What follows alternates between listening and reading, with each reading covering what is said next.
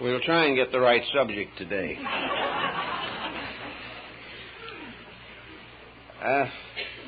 Raymond Lully, who was one of the great early alchemists, once pointed out that the great tragedy of the concept of alchemy was the transmutation of metals.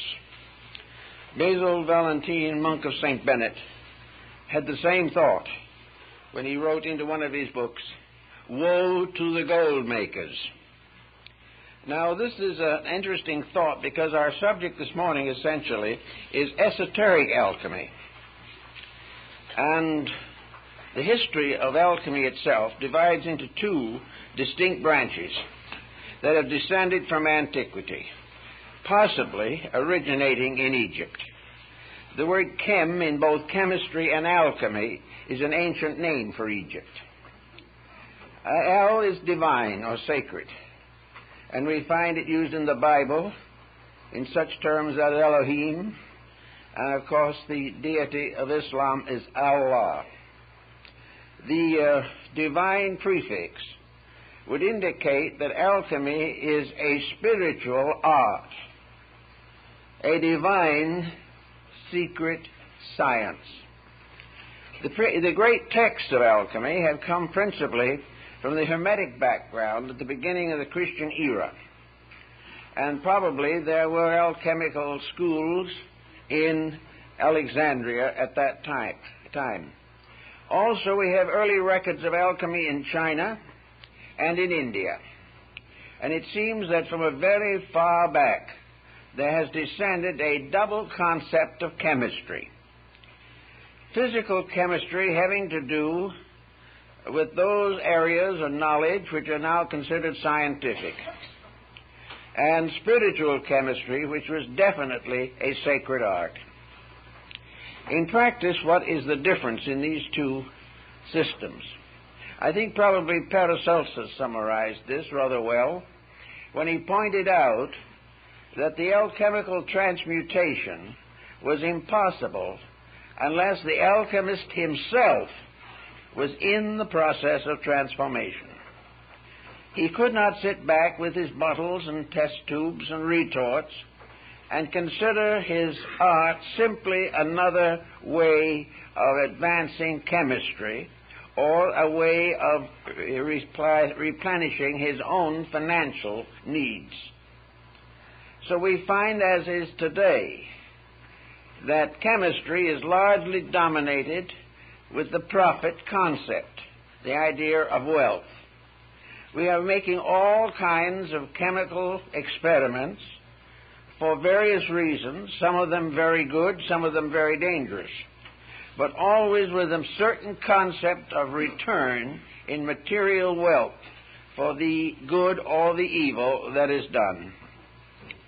So that largely chemistry is a material art dominated by scientific inquiry and not in any way involving any necessary spiritual overtones. The chemist does not have to be a person of great faith. He does not have to have had a metaphysical experience. He does not need to believe in metaphysical or mystical procedures. He is simply working with physical tests and physical texts. The alchemist, on the other hand, is an entirely different type of person. In the history of alchemy, as it is descending to us, most of the alchemists were very pious people, deeply religious, and convinced that their advancement of science was a spiritual contribution to the well-being of society. The alchemist was concerned with the advancement of his own inner life. Jacob Boehme used a number of alchemical terms in his mystical writings, and these have been very confusing to modern students of his work. But actually, the use given by Boehme in most cases is probably the original intended usage, namely that it is all part of a great system of human regeneration, that it has nothing to do whatsoever with the advancement of worldly goods or worldly position. Now, in Europe, the alchemists got into trouble, very serious trouble, and were persecuted and in many cases put to the rack and tortured to death. Why? Because the rulers or avaricious leaders wanted the secret of gold making. So the moment the alchemist himself began to publicize this part of his belief, he immediately opened himself to persecution. So that the gold making as a science brought many of the alchemists to destruction. Also, the manufacture of gold or any other precious substance without control by the state could result in the bankruptcy of the world. So the ancients were very careful on that point. Now the question then remains is, can gold be actually manufactured? Not whether it should be or not, but can it be? I think the answer has to be in the affirmative. It can be. It also is obvious from recent experimentation that the subject could be advanced, and in the course of time it is probable that artificial metals can be created by chemistry and by the various forms of progress that we now have in the sciences. But this is not the real purpose of alchemy. And where the chemists all get together to raise their own level of economic living, the science went into a very desperate prostitution. It was not for that purpose at all. The earliest alchemists that we know were using symbols at a very early date. In many cases, the symbols have been accepted as literal pictures, and this has led to further confusion.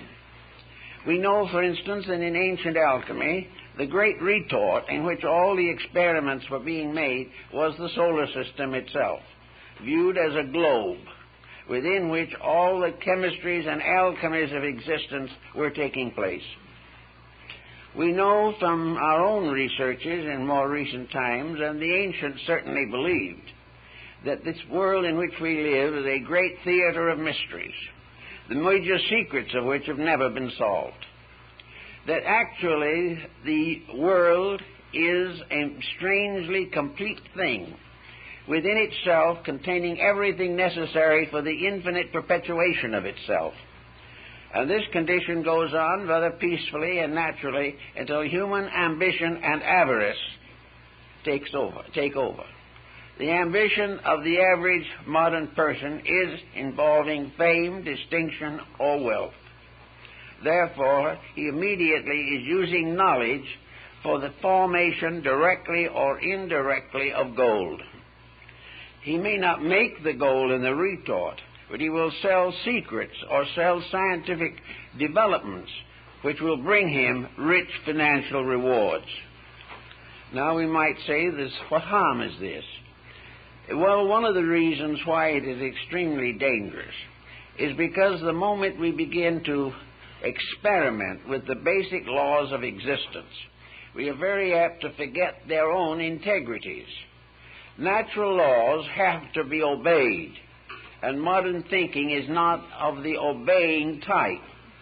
We are not interested in obeying natural laws. We are interested in changing them to fit our conveniences. We want to use natural law to exploit the universe in which we live.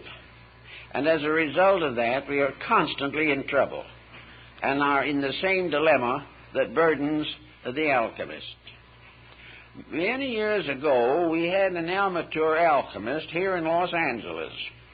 He was a delightful old German gentleman, and for a prosaic living, he worked in a cheese factory.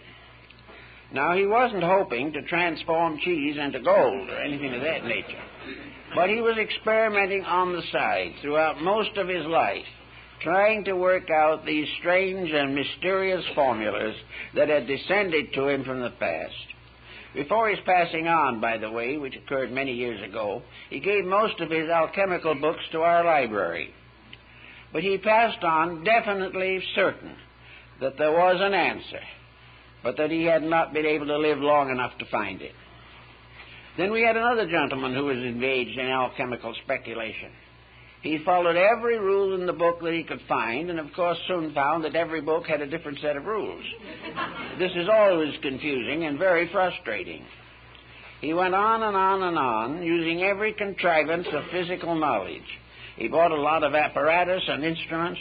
He followed hunches and hints, and he kept on going, and he was always on the verge of a great discovery, but it never happened. The one thing that he did not do, as I tried to point out to him on a number of occasions, he did not have a deep, abiding love of God, faith, or mankind. He was simply an intellectual, convinced that a science could be made to work.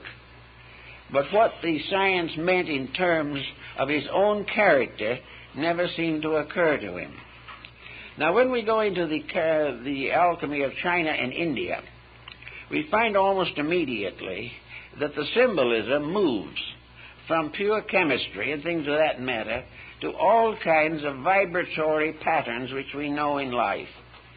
Alchemy in China was tied in with music and the musical scale, the harmonics of life.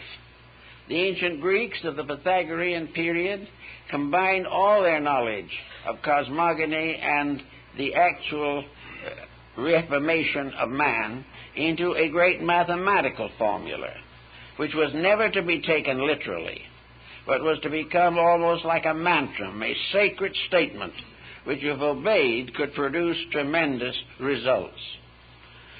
Also, as we went along through the different systems, we find that Hermetic philosophy became involved in alchemy. The Hermetists of Alexandria followed a mysterious being known to them as Hermes Trismegistus, Hermes the thrice greatest. Who he was, when he lived, no one seems to know. Whether he was a production of symbolism or perhaps a great alchemical adept of some ancient time, we do not know. But in Hermeticism, we begin to sense the beginning of the transmutation of man as the essential purpose of the great alchemical procedure. In Europe, of course, it was necessary to be more careful in the promulgation of some of these beliefs because of the bitter opposition of the clergy. The clergy sensed the fact that in some way alchemy was a religion, and they were therefore quite sure it had to be included among the heresies. As a result, however, of the motion of Arabic knowledge into Europe, the alchemical secrets passed to keeping of persons like Paracelsus and Kuhnroth and Valentine, and these persons gained their knowledge of the alchemical processes largely from Constantinople and Baghdad. This, of course, meant still more, that it had to be held in secrecy against the persecutions and martyrdoms that were popular at that time in Europe.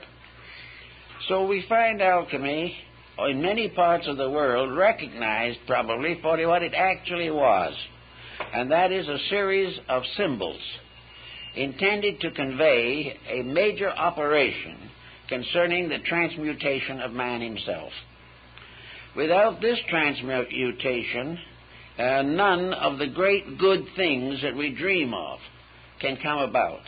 Therefore, the elixir of life, or the philosopher's stone, was that power by means of which all good things could come to pass, wherein all errors and forms of ignorance could be overcome, and where the human being himself would gain complete control of not only his own life, but the laws governing it. Therefore, we come to this particular thought that seems to be very much in the medieval alchemical tradition, and that is there any proof of transmutation? Do we have any actual evidence of things being completely altered? Has there ever been a scientist that could completely alter anything? He could modify it, yes. He could improve it to a degree. He could destroy it always. But the process of actual transformation of a thing from what it is to something totally different.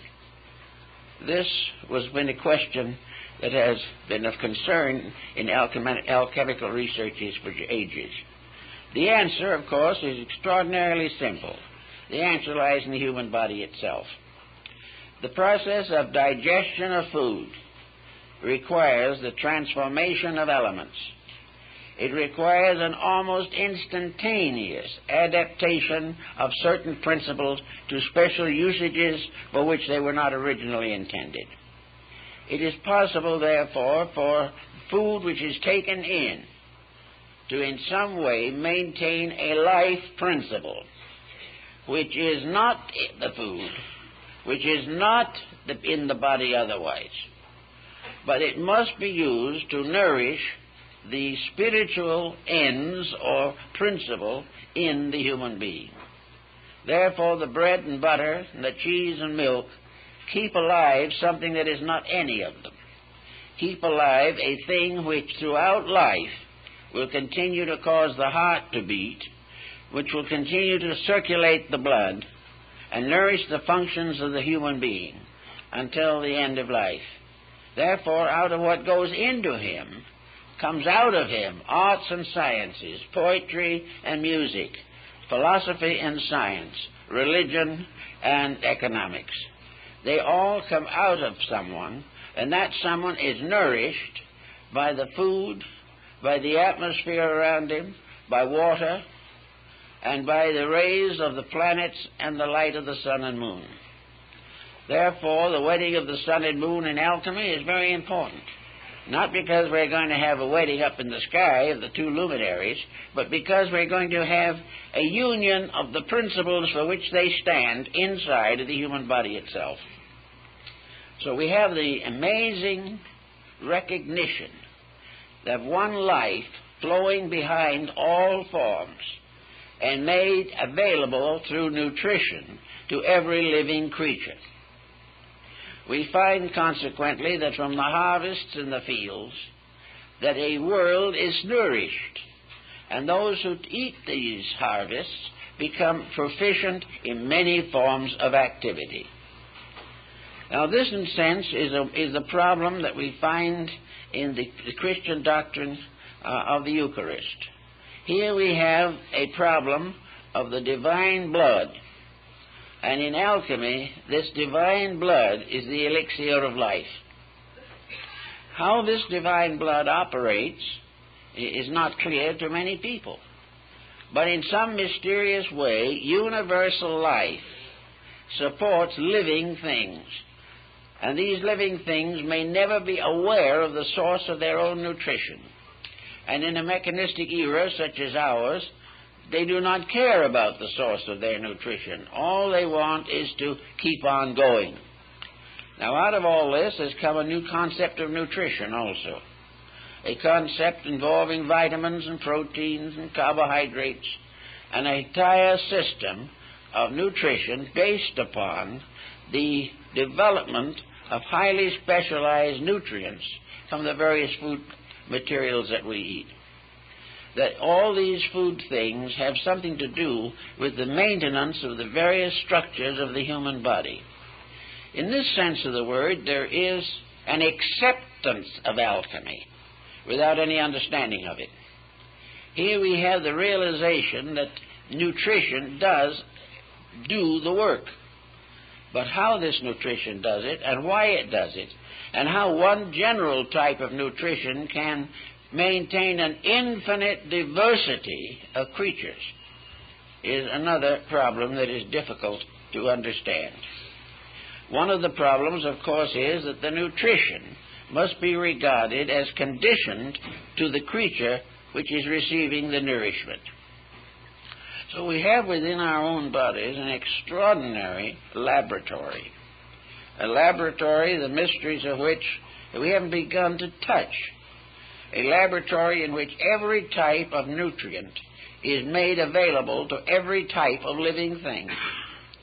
And all this happens without a chemist sitting somewhere and arranging it all.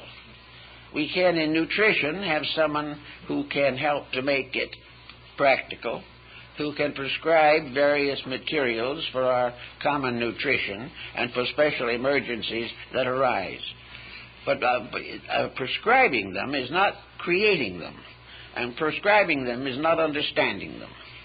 It is simply that we have gradually come to know that certain materials have certain effects, and we depend upon this to maintain the procedures which we hope will strengthen and lengthen our life expectancies. Now, immortal life was one of the beliefs of alchemy. So they had a number of very quaint and unusual concepts about this matter. Some of these concepts are very difficult to understand even now. But we know that they definitely believed that there were in the world a few individuals who had solved the mystery of alchemy. And the master of all the alchemists was Elias Artista, the most celebrated of all the Hermetic adepts and philosophers.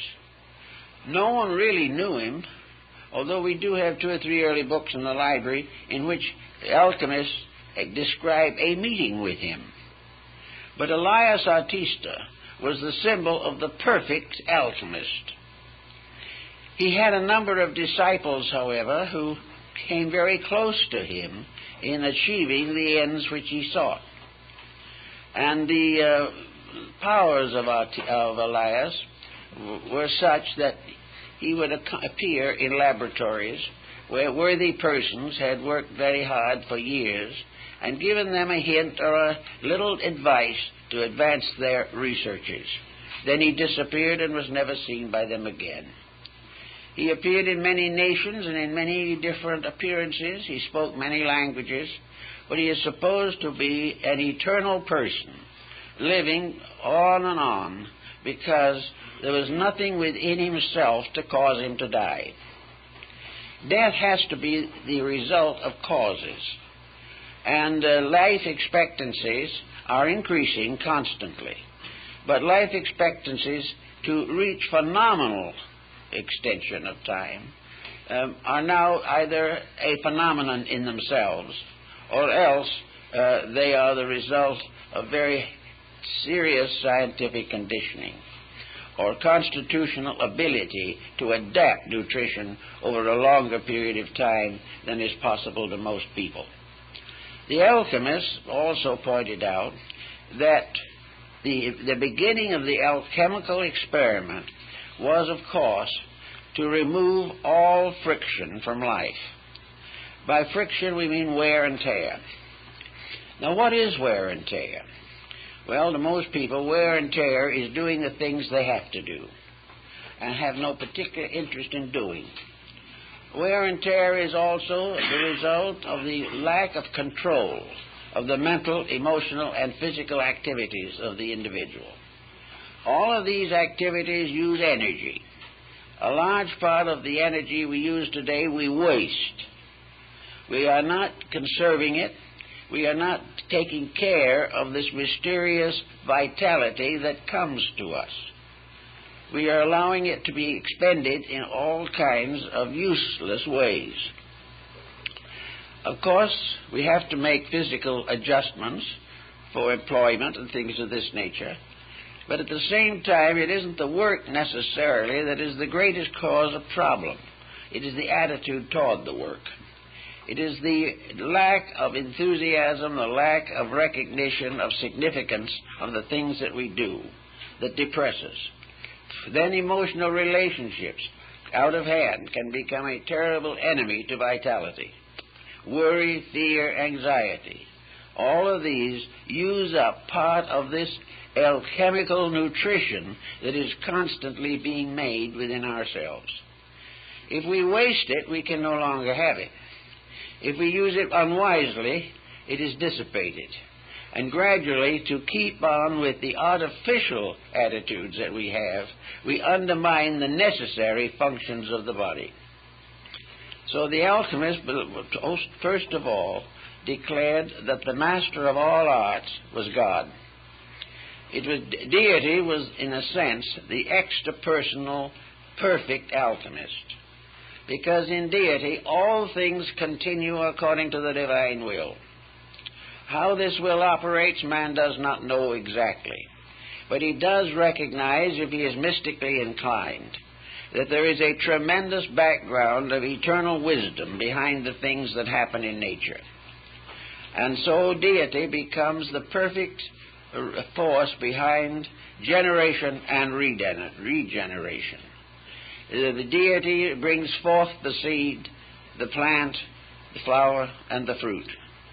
And then that seed becomes the next generation of the same. And in alchemy, these seeds are called the tears of God, because they are the weepings which produce life everywhere. The symbolism is strange and obscure, but we can gradually work some of it into a pattern if we try hard enough. We must begin with what the alchemist begins with, base metals. We must begin with things as they are here, visibly and inevitably. We cannot build our alchemical formulas from elements or substances not available to us. So the beginning of all things is to recognize that the first operation is a transmutation of physical factors, elements, and properties. In other words, purification. If it's mercury, it must be purified. If it is sulfur, it must be purified. If it is salt, it must be purified. And if it is man, he must be purified. Everything begins with the purification or the removal of the dross, which limits the value and limits the survival of elements, principles, and substances. So we start with the concept of a pure material with which to work. The alchemist is given various clues and keys on how to achieve this pure material. He might assemble it under certain aspects of planets. He might wait until the moon shines upon the water before he uses it in his test tubes. He may do all kinds of things. He must purify, first of all, by gathering his materials from pure sources, as much as he can. Most of the great experiments of Paracelsus and many others were possible because of the pure high atmosphere of the Alps. Here materials were uncontaminated. Here things grew to the fullness of themselves. And here in his day there was no smog or congestion. These pure materials, having been found, become the basic elements with which to work. Now, you may have to go out and work and look and search for a long time to find a pure material in workable condition, something that you can actually use. Now, the same problem applies to the person himself. The alchemist must first purify his own body and his own nature. Until the body is cleansed, its various processes cannot be refined, because actually all the purification in man, all the integration and organization of his abilities and capacities, all the improvement of his nature through learning, through meditation, and through contemplation, all of these things lead up to, contribute to, and make possible a final internal illumination. The final secret has to come from inside. Therefore, everything has to be refined until the soul of itself is available. And in man it is his own soul. And until this is available, he labors in vain. Now, the things that have to contribute to this progress must be considered as disciplines or as first steps toward achievement. They represent, first of all, man's recognition of his responsibility to the life principle which exists in him and in which he exists. This principle is divine, sacred, and the most valuable and mysterious thing in the whole world. Unless the individual is true to this basic principle in his own life and his own way of living and thinking, he cannot hope to advance in the cause of spiritual alchemy. So he must do everything possible to make his own life reasonable and normal. Now, this doesn't mean that he has to depart from society or go into some refuge on the top of the Alps. It means, however, that there must be an establishment of basic harmony within himself. Harmony is the proof of the compatibility of the elements. Harmony is the ability of different chemical elements to work together, and this is only possible when they are purified, for in their gross form they will never be compatible. Salt and sulfur in the form of the physical elements that we can buy in a store can never be compatible. Therefore, it is necessary to cleanse them both, refine them, and take out of them those elements or parts which are the cause of conflict. It is not the spirit of sulfur or the spirit of salt that is in trouble. It is the crystallization around it, by means of which it becomes in conflict with other similar crystallizations. This, we know, then, is what the ancients believed to be the creation of peace within the self. The alchemist must put his own house in order. He must begin by realizing that he is actually searching for something that is in its substance and essence completely sacred. For any other consideration is going to damage his probabilities of getting it. Now, the alchemical procedure that is most commonly known is relating to two distinct ends. One is the creation of the philosopher's stone, and the other is the brewing of the philosophical medicine, the elixir of life. So the stone in itself represents the body of wisdom purified, and the universal medicine represents the soul. The medicine of immortality must be derived from things that have a birth and death within themselves. In other words, the nutrition that is given off may cause the primitive element to be lost, but its power goes on. It does not die. It simply reincarnates on a higher level. For when we take into ourselves basic elements, they are reborn in us, and therefore pass through a process of evolution as they are used by the human being to maintain the economy of life. So in the beginning, the alchemist must find a quiet place to work. He must have his little laboratory. Well, laboratory in his day was a furnace, a fireplace, a bunch of bottles, and a few old books to guide his way. But to us, the laboratory is actually a body so free from interference and confusion that he can retire into it when he so wills. In other words, the laboratory is his own internal, not his eternal, but his internal. It is that part of himself which is always capable of being reduced to a harmonious situation. The personal life must be basically harmonious. Now, a lot of people feel that this is not possible, that there is no answer to all these grievances and griefs that beset us and affect us. But the alchemist says, you're after the most valuable thing in the world, and if you're hoping to get it, you must earn it. You must make adjustments that will never be required of anyone except for this purpose. So to create a quiet place within the self for the contemplation of the symbols of regeneration, this is very vital. It does not mean, however, that the person has to become a constant celled monk or mysterious acolyte. He does not have to retire from life. He simply has to retire from confusion.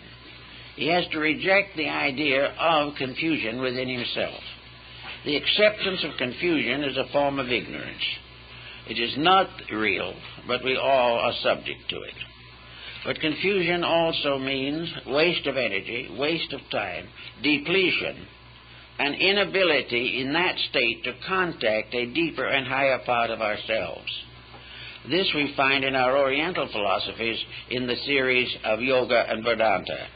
Here we find the mystery of the chakras, And the chakras are the seven seals of revelation. And the seven seals of revelation are actually the seven sacred metals of the alchemical transmutation. It's all part of one thing. But if the Orientalist wishes to practice yoga, it is very important for him to first of all recognize that he is not practicing it in order to gain power to dominate somebody else. He is not practicing it in order to free himself from the responsibilities of living. He is practicing it because it is a way ordained by deity, by means of which the wanderer returns home to the spiritual homeland from which he came. It is a part of a journey, and the journey up through the chakras and up through the Sushumna Nadi are all journeys toward reality, toward the self, toward the infinite, which we are all seeking to understand.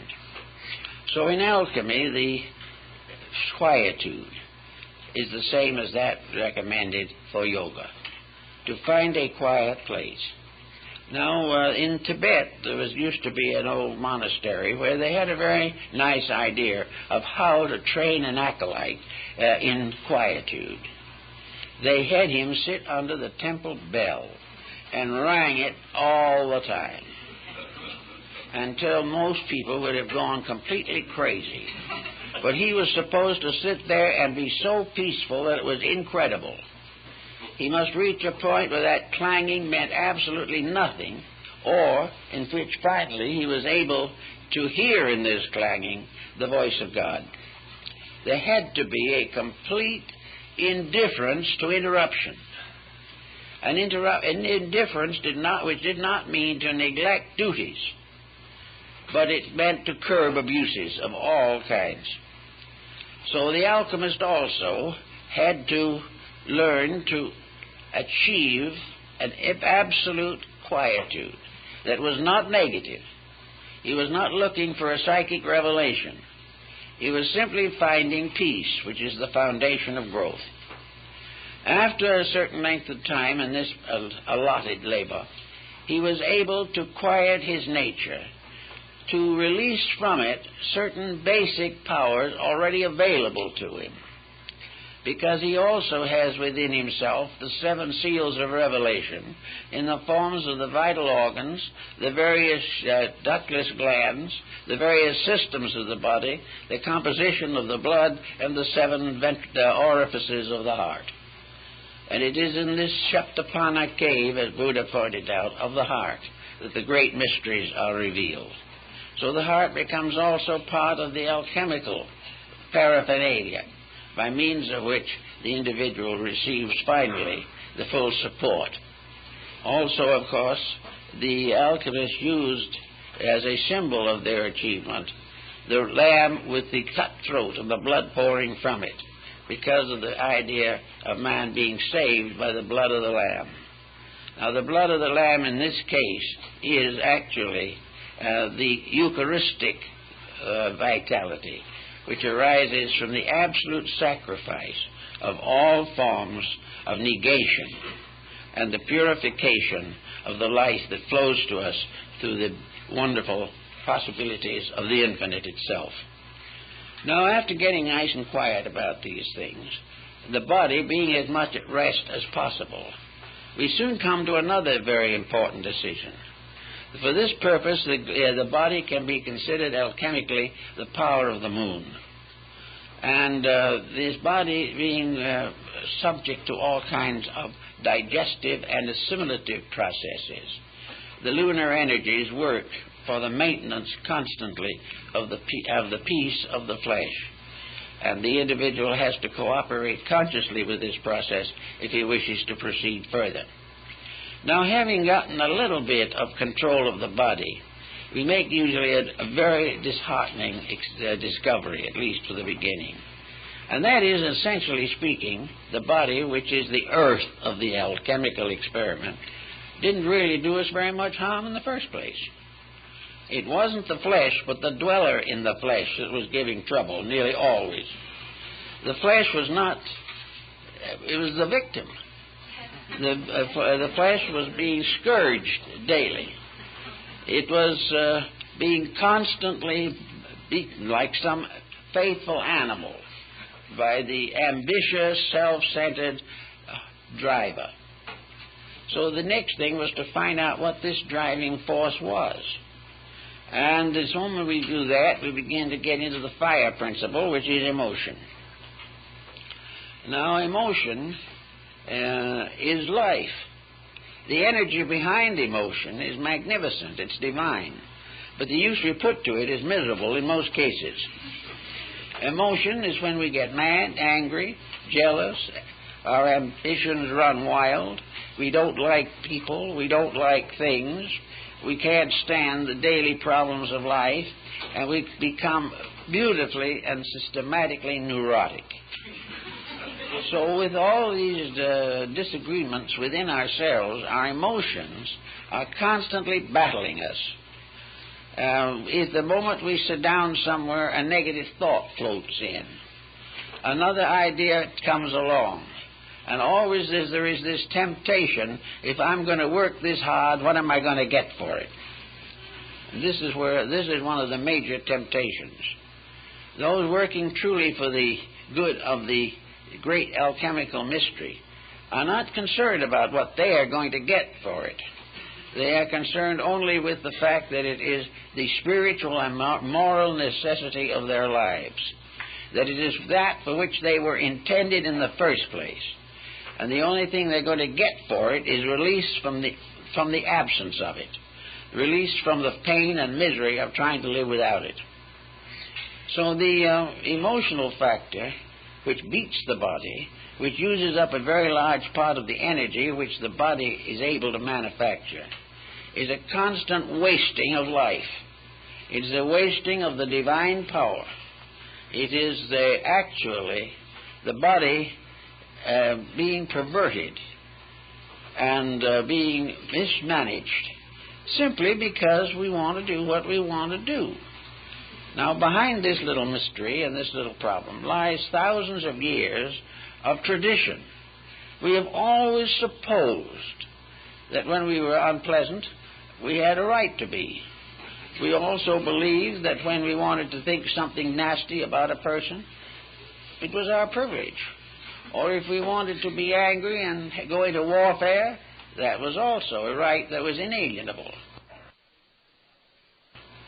So out of emotional excess on the personal level are all the temper fits and poutings and psychoses that we most dread. And on the larger world field of the great alchemical retort, this misuse of emotional energy is war, crime, and all the difficulties that we most fear. So in a small way, we have to heal war by getting rid of our own conflicts, getting rid of our own hurt feelings, our own offenses, getting rid of those things we want to do which we know we can't, and the extravagance which demands that we accomplish the incredible or be miserable. We have to get our attitudes and our emotions down where they're reasonable, and we have to use them reasonably and beautifully. One of the best uses, of course, of emotion is art and music and things of this nature. But in the ordinary commonplace of things, it's kindness, it's affection, it's the natural friendliness of human beings. And where this increases strongly, there is a change in body chemistry. The emotions no longer persecute the body. They no longer offer the body on the altar of their own ambitions. They do not destroy. They do not nurse grievances. They waste no time remembering past events. The only thing that we remember from the past is experience which is helping to make us better now. So gradually we relax the emotional content. Now the emotions can be beautiful, and the emotions that are beautiful are well worth cultivating. But here again, they must be sincere, they must be real, they must be naturally within a pattern of normalcy. Even the best emotion gets into trouble if it becomes hysteria. Then we have to pass on to the next level of this complicated pattern, and that is the mind level. As the emotions sit around making trouble for the body, the mind arrogantly stands up and makes trouble for both. It is a detriment to the emotions, and it is a further detriment to the body. The mind sets the body in great habits, and these habits are mostly unreasonable. The mind is the final basis of career. It is that which we learn to do well so that we can get rich doing it. The mind is planning forever to make a millionaire out of the body. And the body, being unable to stand all that pressure, probably drops dead after the first 10 or 20 million. This is the problem of the mind also, argues and debates. It's the mind it's up to neck in politics, regardless of whether any of the candidates are worth voting for. The mind is the basis of telling other people how to live when we don't know how ourselves. And the mind is that which comes to the conclusion that the more we accumulate, the happier we are, when every day this is proven to be an absolute falsehood. So all these problems, the mind has got to be brought down to what it was intended to be, a sort of psychological bookkeeper. The mind is not the master of life, although we have allowed it to become such. The mind is simply a very useful secretary, able to keep the ledgers balanced, and now we're giving in all the mind's courses in computerization. But it's going to be a long time before we use these computers to find out what's wrong with ourselves. And we may sometime. It may be someday that we will have to fight it out with the computers, because they may be more right than we are. In any event, however, the mind is a constant cause of agitation. Its ambitions and appetites know no bounds. And very often it forms a very difficult and unfortunate partnership with the emotions. When the emotions justify an attitude, there is definitely a bad situation. When the emotions fire the mind, that's one problem. When the mind rationalizes the emotions, that can be another. In all these problems, the only answer is gradually to recognize the ascent of the being through these conditions. These are the stories that we have in the great system of the ancient mysteries. The rites of Elysus and Dionysus, the rites of Horus and Isis, the rites of Buddha in India, China, and Japan, were always arranged in three basic steps. And these three basic steps represent the three great levels of the personality, that part of ourselves which we have some inkling of, but have very little understanding. They have also become the basic Blue Lodge degrees of Freemasonry, and many other fraternal orders have the same trichotomy of rituals and symbols. So the three together constitute what might be termed the visible or tangible temples. In the body, these three powers are the grand masters of life. They are the ones upon which nearly everyone depends for survival, for continuance, for the fulfillment of purposes. If we can't solve it physically, try to solve it emotionally. If that fails, try to explain it or rationalize it mentally.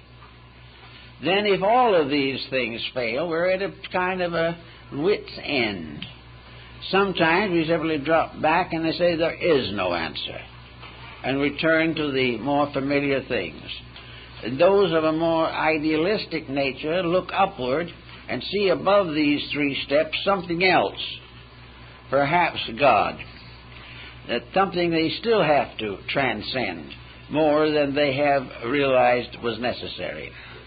But for our personality and for the experiments of salt, sulfur, and mercury, we have the threefold body and the auric or magnetic field in which it functions. Now, the magnetic field is a very curious thing, because it is also a mass of chemical factors. The magnetic field is a constantly changing compound of interactive energies. The magnetic field is like a bottle that is being violently shaken after a whole group of materials have been put into it.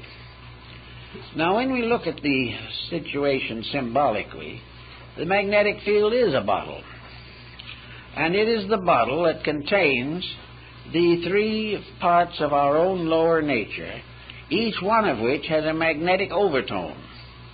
And when we begin to realize this, we begin to see that we have interactions here as well as in the body. In fact, we have to explain, for instance, why a temper fit will cause a headache, or why indigestion will result in serious emotional complexes. The answer is simple. They don't do it that way. The troubles arise in the difficulties in the auric or magnetic field due to intemperances of attitudes. If an individual is angry, the magnetic field blazes up and really practically burns out most of the other values, for the moment at least.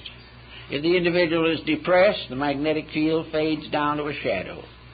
If an individual is in the presence of contagion and is healthy, the magnetic field can protect him from infection. If, however, he is depleted and goes into the presence of it, he may catch the ailment. So the magnetic field, in constant motion, emotion forms, thought forms, and bodily essences make up this particular area. And if there is any deceit, any falseness in the personality, it will show in the magnetic field, although the individual may try to talk himself out of the problem itself. If you have a temper fit and you say it was justified, you are not sure of that, because it's not only justified if it does not result in trouble in the magnetic field. The magnetic field is not interested in your excuses. It is not interested in your explanations. It is interested in the chemical interaction of values. When you pervert a value or misuse it, the magnetic field bears witness. And the moment it bears witness, the magnetic field's resources are depleted and the individual does not feel so well. Little by little, abuse of the various emotions, thoughts, and bodily functions will result in the exhaustion of the magnetic fields. And when that exhaustion is complete, the individual simply leaves this world. He cannot function if the energy fields do not sustain him. So it is very important to maintain harmony. And this was one of the great principles of Pythagoras, that the world had to be maintained as a musical instrument, that it had to be in harmony always. And the individual in his personal life is also a musical instrument. He is the Veena of Shiva, the mysterious instrument that plays the majestic music of life. If he mistakes his destiny or misuses his powers, he is simply in trouble. Now, most of the alchemists got about to the point where they were beginning to sense some of these values, and then they went into a doldrum, because having gone to as far as the mind could take them, they found themselves at the entrance to the promised land, but they could not enter in. They did not know how to handle that which lies beyond. They had listened carefully, and as Faust in his laboratory, they had read all the great books, they had studied all the mysteries, but there at last they stood with all their lore, fools no wiser than before. Something was wrong. The great search ended in a frustration, not in a great reward which they had hoped for. Now, the only answer to this was to do what Lully and Valentine and Coonroth and many others did, and that is check over what has happened. What did happen? Why is this sudden block that is impossible for most people to get through? And the final decision was that this block was the absence of a faculty higher than the mind. The mind could only go a certain distance. Even with the most beautifully trained mind, it could not fulfill the ultimate. There has to be something higher than the mind, without which the great experiment cannot be performed. Now, in alchemical parlance, when Elias Artista visited the alchemist, he sometimes gave him a small amount of the transmuting powder. He put it in his ring, or he made a tiny little vial which was worn around the neck, and 1 grain of this powder would transmute 1,000 times its own weight into solid gold. Well, there was a lot of talk about that, but the grains were few. But it was known that in some cases they were. It is believed that Roger Bacon offered to finance the Crusades for England as a result of the ability to transmute base metal into gold suitable to be minted. All these legends and fables go on, but the main story of the thing seems to be that Elias Artista, or one like him, appeared at the proper moment to give some type of instruction, something more than the alchemist alone had achieved. The Elias never occurred or never appeared unless the disciple was in every way worthy. He would never help any alchemist out of his own mistakes, but he would help him to progress beyond a sincere effort to a greater degree of accomplishment. And of course, in the alchemical tradition, there were 7 stages of adepts and masters relating to the science. Therefore, it was a long journey at best, but it was also a journey which every step brought with it a greater sense of inner security and sincerity. With the beginning of the 4th step, under the leadership of a guide, or by means of this mysterious tincture, the alchemist received his first evidence that he was going to ultimately succeed. He received the inner message that the labor was not in vain. It was from a hope in the first 3 to a kind of mysterious, mystical certainty in the 4th level that made it possible for him to go on. So this 4th level was found, and of course we find in alchemy the life of Christ is an alchemical formula. We also find, according to the Kabbalists, that the Song of Solomon is also purely a chemical formula in disguise. But the Christian formula of the Christ mystery places Christ as the final achievement of the universal medicine. And in the alchemical symbols, figures of Christ, also of other saints, appear in the bottles to indicate that this was the intention of the story, although most people didn't realize that fact. So in the 4th step, we come to the next thing, and that is the beginning of an integrated mystical experience. In other words, the 4th step was the awareness of the soul. It was what in Indian philosophy is the Buddhic state.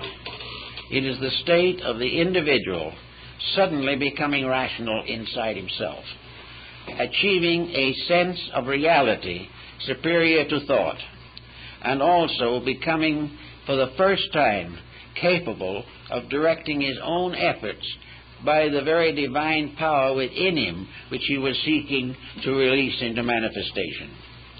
So in the ancient Hermetic mysteries, the soul was the symbol of the Elias Artista, the adept. It was the one power in man capable of becoming the internal instructor, capable of becoming the source of inner enlightenment that cannot fail.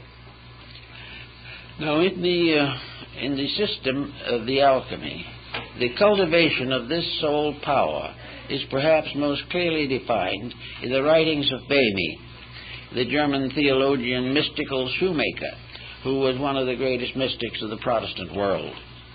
Böhme was the one who finally realized that within himself was the adept.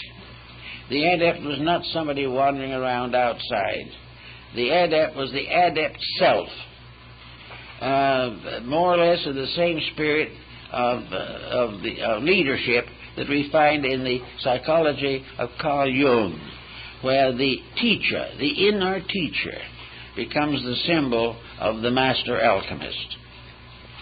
In this particular phase of the subject, light begins to shine from within. Light begins to clarify things. The eye begins to see through the blind spot in its center. The world becomes more and more translucent. The elements become more and more understandable. And instead of seeing nothing but bodies, the intuitive mind gradually learns to see nothing but qualities.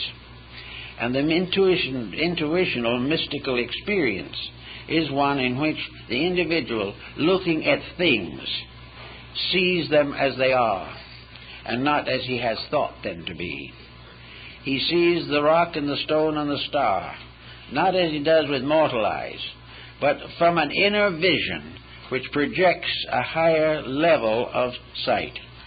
In other words, to make it a little clearer, all things that exist have not only the visible forms of their existence, but the invisible forms. Each rock and pebble, each twig and flower is not only a physical thing, but a metaphysical thing. With the mind, emotions, and bodies, we see the physical thing, we pick them up, and we make a bouquet of flowers. With the psychic power of the soul, we see the psychic bodies of these things. We see the magnetic fields of them. We become aware of their degree of growth in the development of their potential. We also become able to watch clearly the result of combining them. We see the compatibilities and incompatibilities. We see the elements that work together and the works that cannot be reconciled. So little by little, as we work with the soul eye, we become aware of the universal soul. For the first time, we are capable of seeing the quality of life.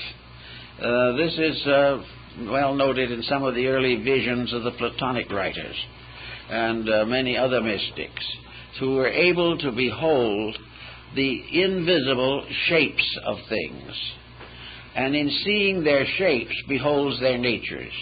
For while the physical body cannot change greatly, the psychic centers within the body are in constant motion and constant agitation. It is also then possible for the alchemist to discover something that perhaps he has never fully realized before. He may have believed it, but believing and knowing are two different things. He knows, for example, that no matter where he turns or what he looks toward or what he examines, there is nothing in the entire universe that is not alive. Even the grain of sand is a living mystery. Everything is alive. And in the great aliveness of things, the magnetic fields of all these different forms gather in the magnetic atmosphere of the universe. It is a very great and important subject for careful study. But in any event, with the beginning of this dimension of value, the alchemist begins to discover how to accomplish the mutations which are necessary to his art. He knows the principle of sublimation. He knows the cycles of recapitulation that have to be used, because gradually he sees that alchemy is only a symbolic representation of the entire process of universal activity. Everything is part of the same great pattern, and this pattern unfolds as we become capable of understanding it. The pattern is never more nor less, but our relation to it is forever changing as a result of personal growth. A disillusionment or a frustration, these leave scars in this great pattern. but in the course of things we go on in any event to that which is necessary to us. As the result of the development of the soul cycle factor, we are reminded of Nicolas Flamel, a Scrivener in France, who became an alchemical adept. He and his wife Pernilla both worked together and finally accomplished the projection. Then what did the good man do? Flamel simply took all that he had made, with all of his arts and all of his struggles, and dedicated it to the building of churches and the service of the poor. And in the Yard of the Innocents in Paris, his Church of the Innocents stood for centuries, but was finally destroyed during the Revolution. When I was in Paris last time, I tried to find where the church had been. I finally found the Square of the Innocents, now a little park, but no building. And in the yard of the Musée Clément in Paris are stones from the ancient church. This church was ornamented on the outside with the hieroglyphics of the achievement of the great work.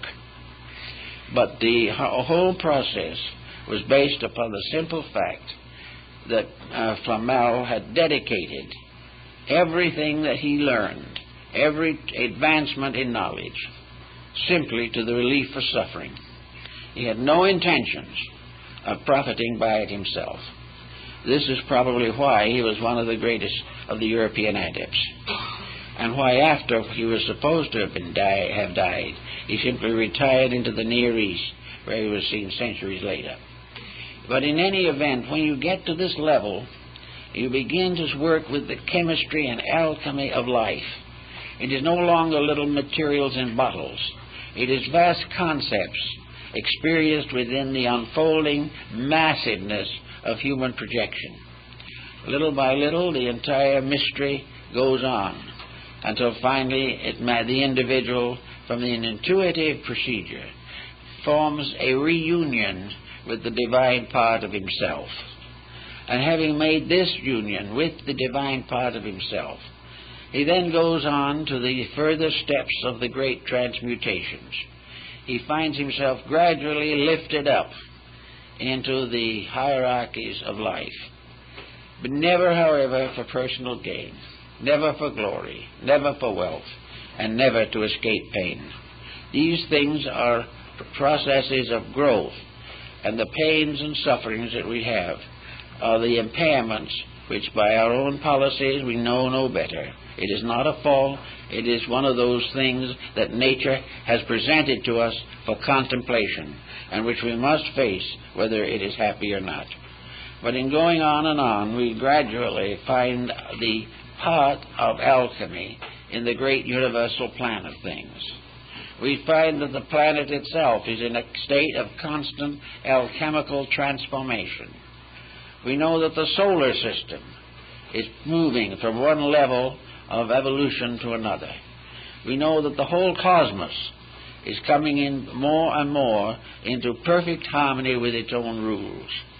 These different forms of life, therefore, we find, have a tendency, as time goes on, to be absorbed into higher forms of life. It isn't that sometime that our planet will simply disappear or go forever and we will cease because of it. It simply means that evolution is a growing. And when we outgrow the experiences that we are facing in the 20th century, we will no longer be subject to the confusion and sorrow of these experiences. We have to solve problems. And the alchemist's problem was to solve the mystery of himself. He had to find ways to outgrow his own limitations. And various systems have been advanced for that. Religion has attempted exactly the same thing. Philosophy has attempted it. Science will someday attempt it, because science will have instruments by means of which many of the great mysteries of antiquity can be solved. But regardless of the motive behind it or the methods used, the whole answer is the gradual transformation, called transmutation, multiplication, and finally projection of the great work. This is a sort of a marvelous wonder world of forces and values which work together in the music of the spheres, as was Pythagoras called it. A universe of infinite integrity, infinite beauty, and infinite wonder. A universe which exists within ourselves as a potential of all of these things. For there is nothing in the universe that is necessary to man that he does not possess. And it is perfectly possible to conceive the ultimate unity of man and the universe, not by him ceasing to be himself, but by outgrowing what he has come to consider himself, which is another pretty little problem that we all have to face. We all think of ourselves as we are. We think of ourselves looking in the mirror and seeing exactly what we are. We look in and we see a face that is fairly reasonable. That's pretty good. If it's too unreasonable, we try to do something about it. We look around us, we see our clothing, we see our friends, we see our associates, and we see ourselves as a kind of creature, just as we are. And with the mental and emotional levels of vision, we see the inside the way we think it is. For the outside, we have to depend on X-ray. But on the other phases of it, we look inside, and we see ourselves as a more or less complicated mass of conflicts and contradictions. We realize that we're nothing to brag about if we want to be really honest about it. But we always can think of something to brag about. And all these infirmities, weaknesses, limitations, we take for granted. The individual is what he is. He's going to be here a little while, then he's going to leave. Where he's going, most people aren't very sure. But in any event, we take this selfness as it is to be ourselves. This selfness is the thing we've given the name John Doe to. And whenever someone says John Doe, we stand up. We recognize ourselves by these forms utterly and completely. We recognize ourselves as a separate entity somewhere in the world of creatures. And it never occurs to the average person that there is any real reason why he should be anything else except what he appears to be. There's no reason why he should give up all his pleasures for something he doesn't understand. There's no reason to assume that he could ever be any more than he is. Science is very doubtful about that. He thinks he might, in the course of millions of years, become an animated computer, but there's no proof of that. We just don't know, but we assume that as we are is it. So it's from that standpoint, we are locked in the lowest level of achievement. But the only other answer seems to be to try to make as it is as comfortable as possible. We don't want to suffer more than we have to. We do not want to do anything that is going to inconvenience us. We want to go along as well as we can until we leave. Well, this, of course, is a lack of aspiration. And there has to be some aspiration or nothing works.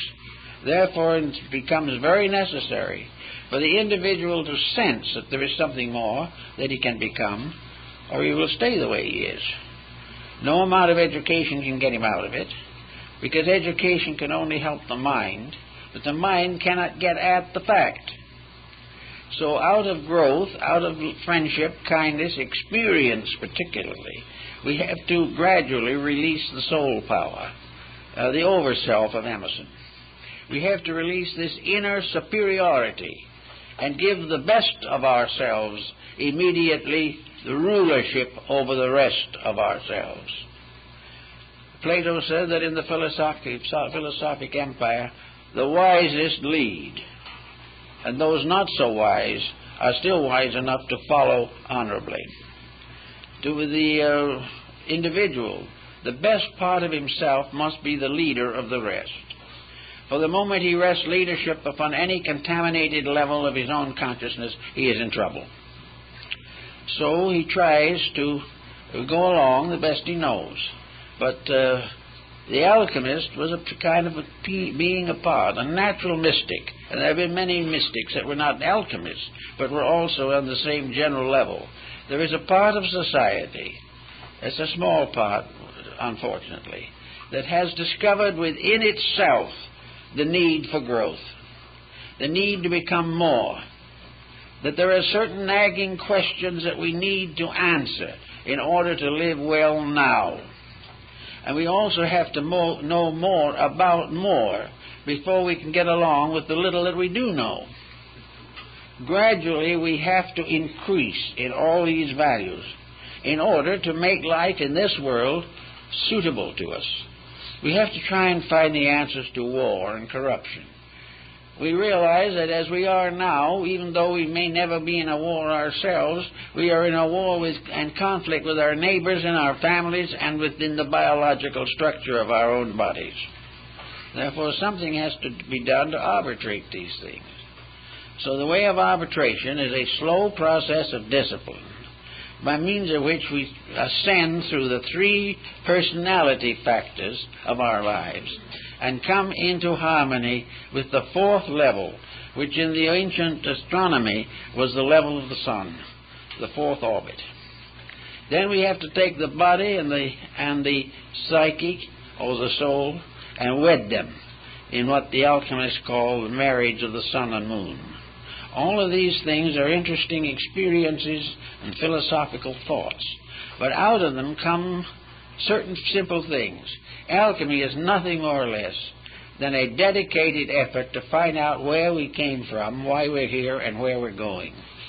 It is also a science by which all sciences built in selfishness can be rededicated to the common good of humanity.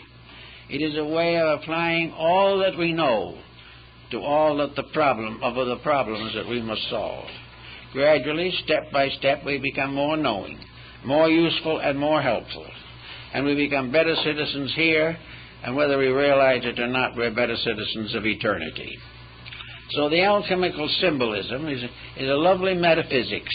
It is a gracious and beautiful approach to one of the great problems of daily existence. And every individual in his own personal life can be an alchemist. He can be a worker with the divine chemistries of living. He can work with the chemistry of adjustments with society. He can work in disciplining his own nature. He can develop integrities and kindliness and gradually transmute his life from a self-centered effort to succeed into a soul-centered effort to serve the great cause of life. As these changes take place within himself, he will find that he is gradually being transmuted. He is being changed from a mortal creature to a divine being, which was always there, always within him, but which was locked by the limitations of what we might term natal ignorance, the ignorance of a life growing up that has to grow to know, has to develop its own potentials in order to be able to learn, and which, one way or another, by the problems of life, will ultimately be impelled to dedicate itself to the search for that which it needs to know. If we put all these things together and work them out, we will be, I think, good alchemists, good mystics, good Christians, and good followers of the great ethical principles of the world. I'll thank you very much.